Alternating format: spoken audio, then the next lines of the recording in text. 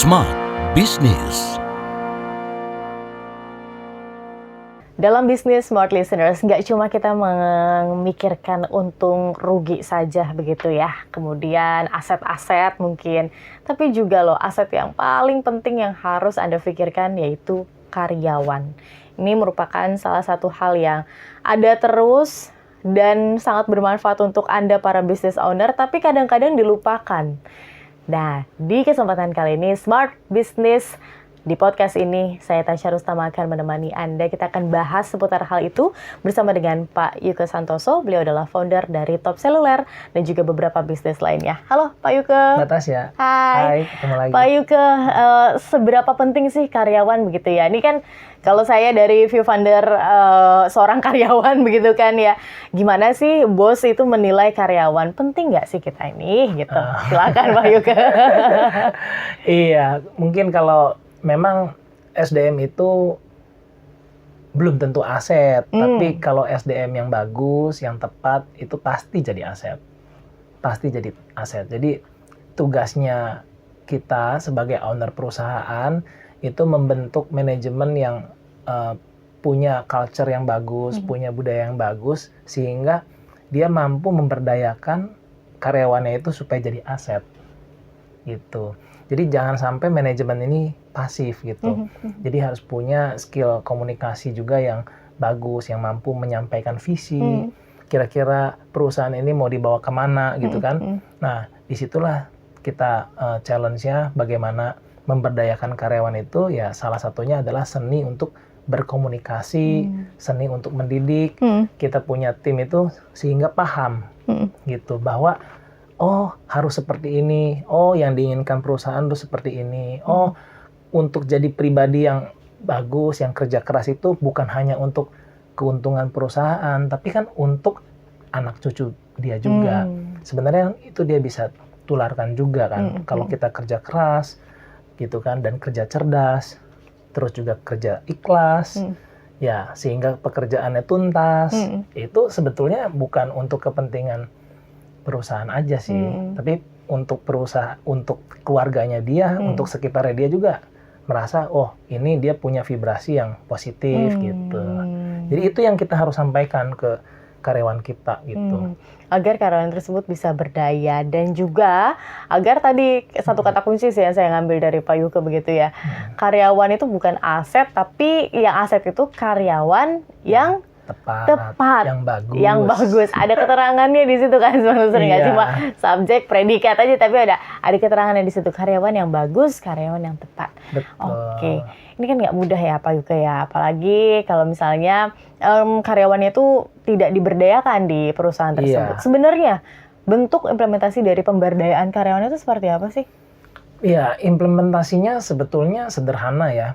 Ketika karyawan kita ada lakukan kesalahan, itu momentum yang bagus untuk kita sebagai business owner untuk memberikan inputan, ya, untuk melatih gitu, sehingga skill dari pekerjaannya dia itu meningkat, dia punya mindset itu bisa sedikit berubah. Ini tahapannya ini dimulai dari pola pikirnya dulu gitu. Jadi ketika kita mau berdayakan agar produktivitas perusahaan kita meningkat, tentunya si karyawan ini harus mengerti dulu, gitu. Kenapa sih saya harus bisa begitu, gitu. Jangan sampai ketukar juga pola pikirnya. Ini perusahaan mau mengeksploitasi, gitu kan? Itu bahaya juga kan.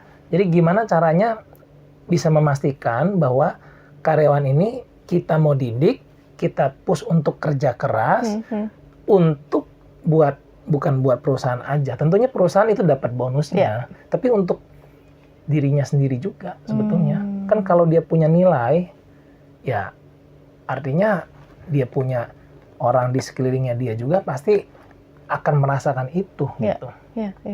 Gitu. Kalaupun nanti dia udah punya nilai bagus, perusahaan kita dengan alasan apapun tidak mampu memberikan support yang bagus ke karyawan itu, pasti dia banyak yang mau juga. Ya, jadi nggak ada ruginya, gitu. Buat dia untuk kerja keras, untuk kerja cerdas, terus belajar gitu kan, sehingga kerjaannya tuntas, itu buat karyawan nggak ada ruginya sama sekali. Benar. Ya kenapa mereka nggak mau? Oke. Gitu. Ini kita punya POV ketika perusahaannya care begitu ya untuk memberdayakan karyawannya. Betul. Tapi karyawannya nggak mau begitu. Tapi ada juga beberapa Pak Yuke, ketika karyawannya nih, aduh saya butuh nih untuk divalidasi misal, atau untuk butuh pelatihan, atau untuk butuh diajarkan gitu agar skillnya bisa meningkat. Ada beberapa perusahaan yang tidak memfasilitasi itu tuh kenapa sih Pak Yuke? Ya mungkin beberapa business owner kan berpikir sedikit jangka pendek kalau menurut saya. Karena kan mengeluarkan biaya itu bisa jadi beneran biaya yang tidak produktif. Biaya training, ya kan? Itu bisa jadi sia-sia gitu. Tapi kalau buat saya pribadi, saya berpikir kalau investasi ke SDM yang tepat, itu sebenarnya investasi yang bakalan menguntungkan buat kita di jangka menengah dan jangka panjang. Otomatis kita memang harus bisa ukur sih. Kita harus bisa ukur seberapa efektif investasinya kita. Jangan-jangan kita investasi ke orang yang kurang tepat. Jadi kita harus menjadi giver yang tepat juga gitu. Kita berikan training ke orang yang tepat juga. Kalau orang yang nggak tepat, belum terbukti loyal, juga itu bisa jadi beban akhirnya. Tapi proses penilaian itu kan seperti telur dan ayam dulu gitu kan. Kita kalau nggak pernah mencoba juga, kita nggak pernah tahu ini orang tepat atau enggak. Jadi itu sebenarnya lebih ke strateginya kita sih. Bagaimana kita ukur dan anggarkan. Alokasikan budget itu untuk investasi SDM itu berapa dari profit misalkan. Jadi kan masih terukur kan. Gitu ya, kita nggak bisa juga kalau profitnya belum bagus gitu kan. Kita udah besar banget, mungkin dari sisi stakeholder kan kurang suka. Jadi kita harus ada balance-nya sih di sana.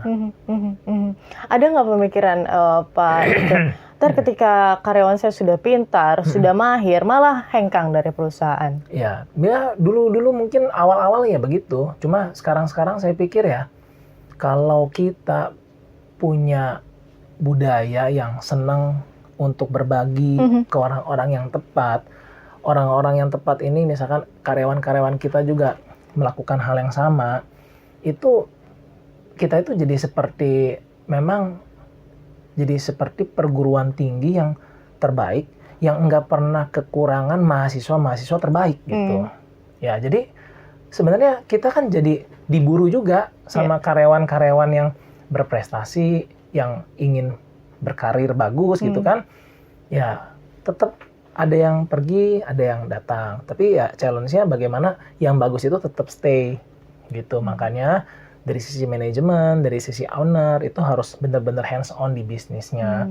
Benar-benar harus hands on di analisa tim ini tuh benar-benar tepat atau belum. Tim ini tuh mau nggak dididik gitu kan. Atau benar-benar udah nggak tepat karena nggak bisa, terus nggak mau. Ya itu segera kita harus mapping, kita harus bisa pastikan dia tidak terus di perusahaan kita, karena kasihan buat dia, kasihan buat temennya dia yang lain, kasihan juga buat bisnis ownernya.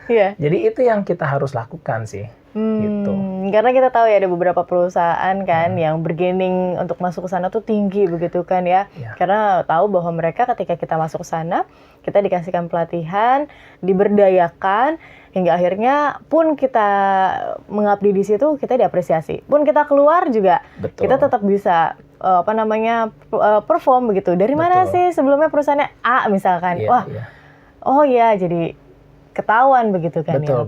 Tapi gimana sih bisa tahu indikasinya bahwa yang kita lakukan ini sudah tepat?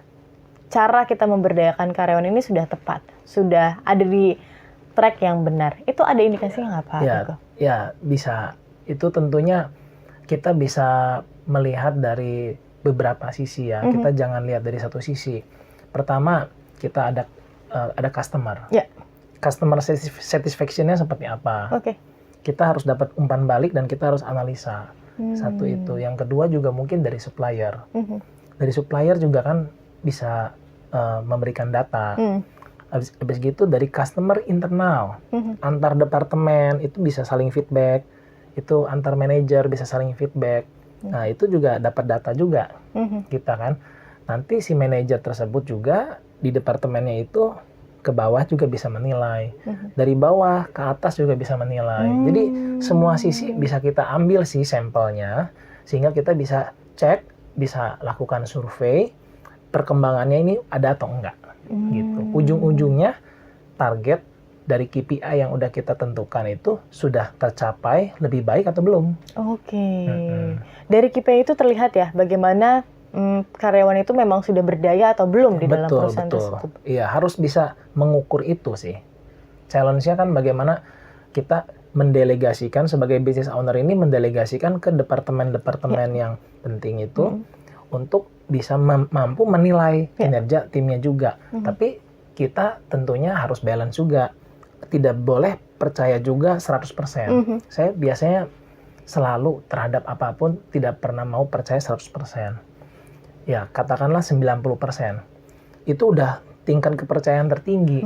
Karena 10% ini untuk buffer kita, untuk menjaga dan mengontrol kita itu bagaimana dengan sedikit kecurigaan itu kita bisa mengebalance. Karena manusia itu bergerak terus kan. Ketika tahun ini oke, tahun depan belum tentu. Jadi ini kita harus cross check selalu gitu. Kinerja dari individu per individu itu kita harus cross check selalu. Ya harapannya memang kita punya sistem alarm itu udah canggih banget ya. Jadi ketika ini berubah sedikit langsung menyimpang, kita langsung bisa benarkan gitu kan. Itu harapannya. Ya itu kalau kita punya partner, kita punya rekan kerja, kita punya tim unggul, itu akan jauh lebih membantu kita. Itulah fungsi bagaimana memberdayakan karyawan itu sangat penting. Karena dia akan membantu kita menjadi alarm ketika ada hal-hal yang nggak bagus. Idealnya seperti itu. Karena banyak tangan lebih baik daripada cuma sendiri begitu kan. Banyak otak juga lebih baik daripada sendiri begitu kan. Banyak kepala bisa jadi lebih baik kalau yang tepat kalau yang tepat juga tadi kan di awal. Karyawan yang baik adalah aset kalau dia tepat begitu. Oke. Satu pertanyaan lagi Pak Yugo sebelum kita tutup begitu ya. Prefer karyawan yang nggak bisa apa-apa tapi kita berdayakan atau karyawannya sudah excellent di bidang apapun kita rekrut, mana yang lebih Pak Yugo pilih? Kalau saya pribadi itu saya lebih prefer karyawan yang punya attitude bagus. Ketika yang attitude-nya bagus, biasanya ketika dia belum bisa mengerti sesuatu, kita tegur, kita didik, dia itu mau open mind, mau introspeksi, mau pelajari lagi, bener nggak sih gitu. Tapi kalau karyawan yang udah pinter, tapi attitude-nya, karakternya kurang bagus, itu lebih sulit. Karena skill yang kita butuhkan dari karyawan dengan segala persaingan bisnis yang ketat sekarang ini, itu nggak boleh stagnan. Sedangkan kalau orang-orang yang pinter itu, kebanyakan ya, kalau yang attitude-nya jelek, itu mereka merasa sudah seperti melebihi dari profesor gitu. Mereka udah lebih ngerti daripada pun orang-orang yang lain-lain gitu. Jadi cara belajarnya dia udah seperti orang pinter banget. Tapi kalau orang yang attitude-nya bagus, dia akan cara belajarnya mungkin seperti anak kecil. Salah, nggak apa-apa. Nanya, nggak malu misalkan ya. Jadi kalau anak kecil ini kan lugu ya, jadi dia polos gitu, nanya salah juga dia ya fine gitu. Tapi kalau kita yang seperti orang pinter, ya malu bertanya juga kan. Nah itu akan memperlambat sih pada akhirnya bisa ketinggalan ya. Memang yang belum mampu itu walaupun karakternya bagus, butuh proses. Nah ini juga kenapa sih kita perlu berdayakan karyawan? Kenapa sih business owner nggak bisa single fighter gitu kan? Ya, karena itu jawabannya kita perlu mendidik orang-orang yang mau dididik gitu. Jadi supaya karyawan yang udah diberdayakan ini bisa memberdayakan karyawan lain. Jadi kita nggak usah hands on lagi begitu Iya. ya. Orang udah berdaya udah bisa sendiri begitu, udah Iya, tinggal iya. didelegasikan saja. Oke, terima kasih banyak Pak Yuke Oke, Mbak untuk Tasya. insight-nya, dan Smart Listeners, itu di akhir dari perbincangan kami dalam podcast Smart Business di hari ini. Pastikan Anda dengarkan edisi-edisi lainnya. Dan akhir kata, saya Tasya Rustama dan Pak Yuke Santoso. Kami mengucapkan terima kasih. Sampai jumpa. Smart Business. Lead you better.